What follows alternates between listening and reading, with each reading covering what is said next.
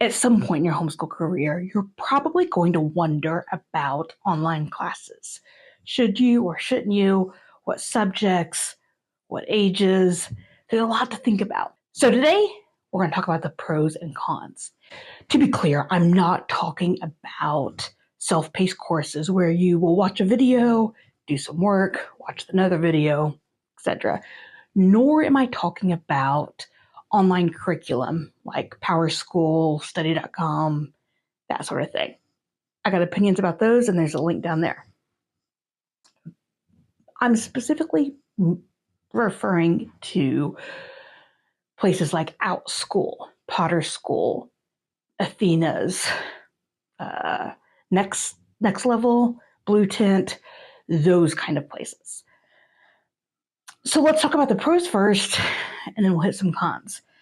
And if I miss one, pro or con, let me know down in the comments. So number one, you're not grading, nor are you planning anything. Of course, this is a huge one, which is actually one that encouraged me to, or what inspired me to outsource a couple of classes with Matthew this year. My workload for my own jobs has picked up, plus some other random things that have just made my time a little more less available as far as planning and such. So the fact that I can outsource it was worth the cost to me. The grading, especially this year with Matthew, we are doing a self-paced algebra program, and there is so much grading that with my other two kids, I've never done high school math grading. So it's been a new adventure trying to keep up with that. When you have multiple kiddos, it really adds to your day. And for some of us, that's absolutely worth paying for. Number two, for a subject that you and your kiddo aren't meshing well, you can hand it off and save your relationship. Math and writing seem to be the subjects that I hear most often people refer to when they say that it's causing a rift in their relationship. Writing was definitely one for me and Elizabeth. We had different styles, and with the way her brain works and the way my brain works, it was really tough. And it was causing a lot of tension. We were both ending up in tears. And so outsourcing it was one of the best decisions I made with her at high school. Now, in our case, our first 2 years, we outsourced it in our co-op and then moved her online. But if that hadn't been an option, online would have definitely been my choice. Because getting through these high school years that are already full of angst for mom and child, with our relationships intact, like that's an important goal for our family. So while part of me wanted to feel like a failure by not being able to teach it, it was more important to me that we find someone who can teach her better than what I can do. They're also going to get to learn from other people's point of views. Matthew had a history course recently taught by someone who, when he was young, back in the 90s, helped overthrow Yugoslavia's government as communism was falling in Eastern Europe. So that is not a viewpoint and an experience that I could in any way replicate. But getting to take a history course by someone who has that kind of experience, that's pretty cool. Number four, they're going to build up relationships with other adults. Now, the nature of it's going to be different than possibly if they were in a public school.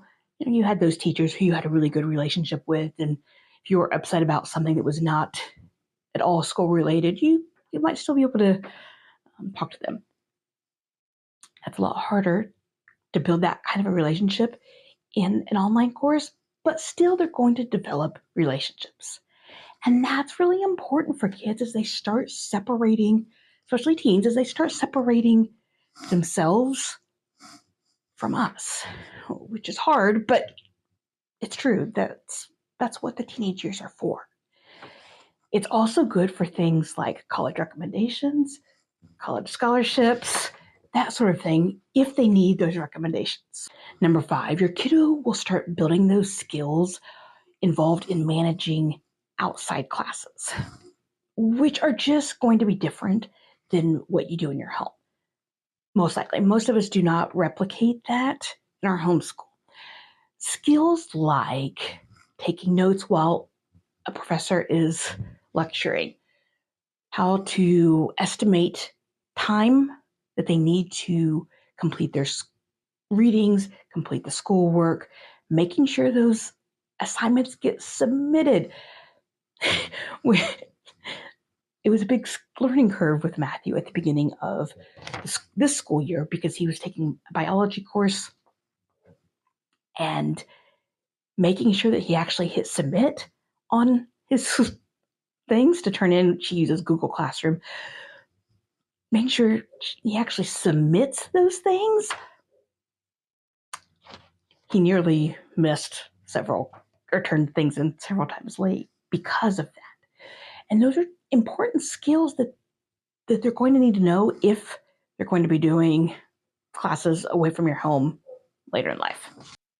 And number 6, you get to lean in on someone else's expertise. You can absolutely homeschool middle school and high school without ever outsourcing. Absolutely. Plenty of people do it. But sometimes it's also nice to let someone else teach what they already have mastered instead of you trying to figure it out as you go. Now on to cons. The first one is the biggest one for me, and that is that you lose a lot of flexibility.